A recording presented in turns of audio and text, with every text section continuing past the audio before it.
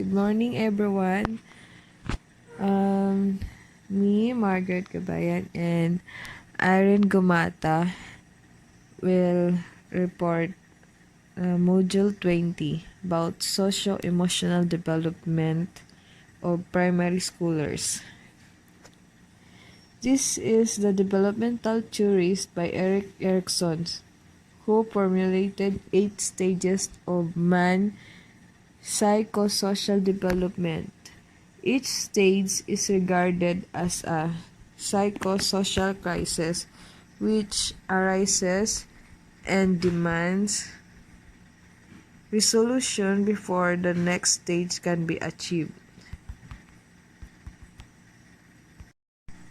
Preschool children belong to the fourth stage of Erikson, psychosocial stages. Here, children have to resolve the issue on industry versus inferiority. Erik Erikson's fourth stage of psychosocial development. Industry versus inferiority is the psychosocial crisis that children will have to resolve in this stage. Erikson maintained that personality develops in a predetermined order through 8 stages of psychosocial development, from infancy to adulthood.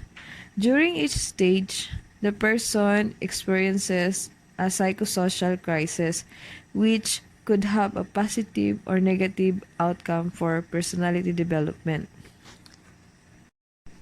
Industry refers to the child's involvement in situations where long patient work is demanded of them. Inferiority. This is the feeling created when a child gets a feeling of failure when they cannot finish or master their schoolwork. According to Erikson's theory, people progress through a series of stages as they develop and grow. Unlike many other developmental theories, Erikson's addresses changes that occur across the entire lifespan from birth to death. Understanding the self. In one self-concept, this is the knowledge about the self, such as beliefs regarding personality traits, physical characteristics, abilities, values, goals, and roles. It also involves a sense of belonging and acceptance, a sense of good and sense of being capable of doing good. In having a healthy self-concept, it does not mean that a child thinks he or she is better than others. It means that he or she likes himself or herself. It feels accepted by he or she, family and friends, and believes that he or she can do well.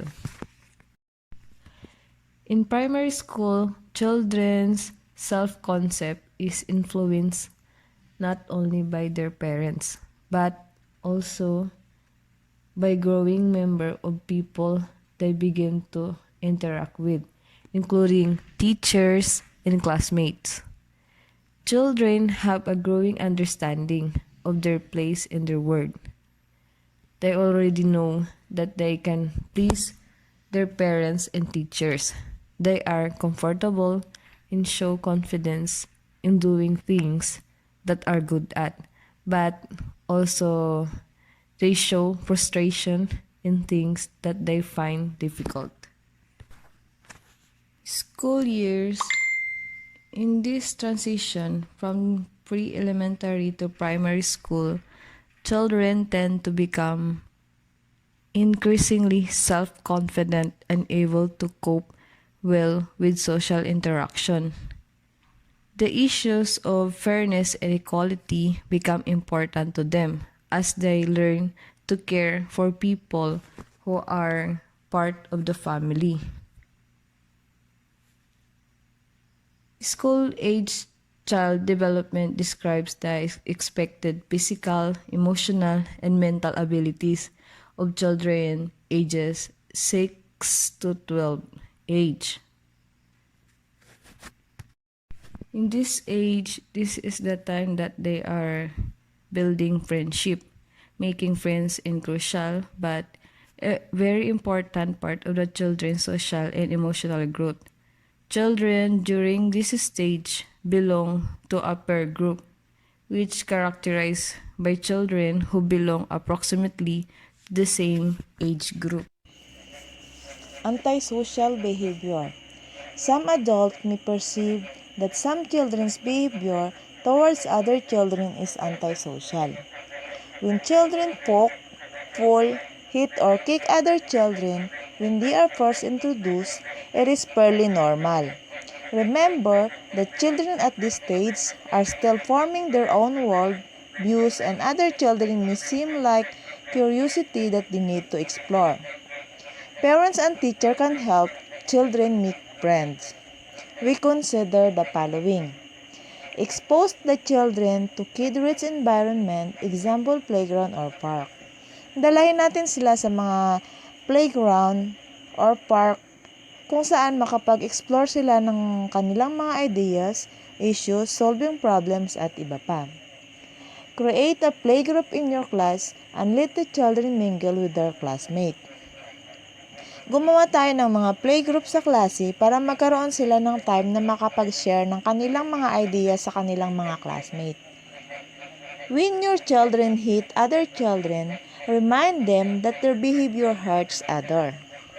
Kapag nakakaramdam sila ng galit o inis sa iba, ipaliwanag natin sa kanila na hindi yun maganda at nakakasakit sila ng kanilang kapwa. Coordinate with the parents and other teachers so that the children will have greater opportunity to interact with other children. Makipag-ugnayan tayo sa mga parents at ibang teacher para bigyan sila ng time na makipagsalamuha sa ibang mga bata. Self-control. Once children match age, they begin to take pride in their ability to do things and their capacity to exert effort. They like receiving positive feedback from their parents and teacher. This becomes a great opportunity for parents and teachers to encourage positive emotional responses from children by acknowledging their mature, compassionate behavior. Kapag sila ay nasa tamang edad na ipapakita na nila ang kanilang mga ability sa paggawa ng mga bagay-bagay at ipakita ang kanilang kakayahan. Mas makabubuti na makatanggap sila ng mga good feedback mula sa kanilang mga parents or teacher to encourage them to improve and develop their knowledge positively. Implication to child core, education, and parenting. Primary school children's socio-emotional competency should be viewed in the context of the child developmental age. Healthcare providers, teachers, and parents should be able to gain understanding of their child's socio-emotional strengths and weaknesses by observing the child behavior at home. Dapat alam ng parents ang kahinaan at kalakasan ng kanilang mga anak through observation ng kanilang pag-uugali sa kanilang mga bahay. Work collaboratively with the child parents and healthcare provider to expand one's insight on the child development.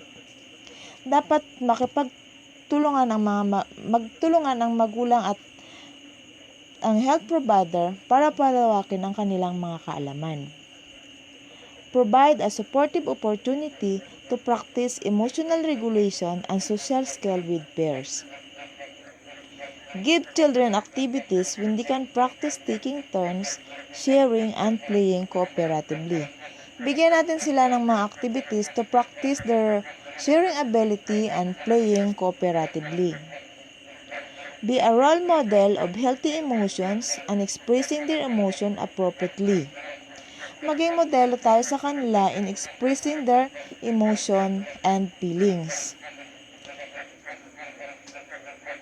Demonstrate calmness and staying in control of one's own feelings. Ipakita din natin sa kanila how to control their own feelings upang hindi sila maging padalos-dalos sa mga kanilang mga gagawin o magiging desisyon. That's all. Thank you very much.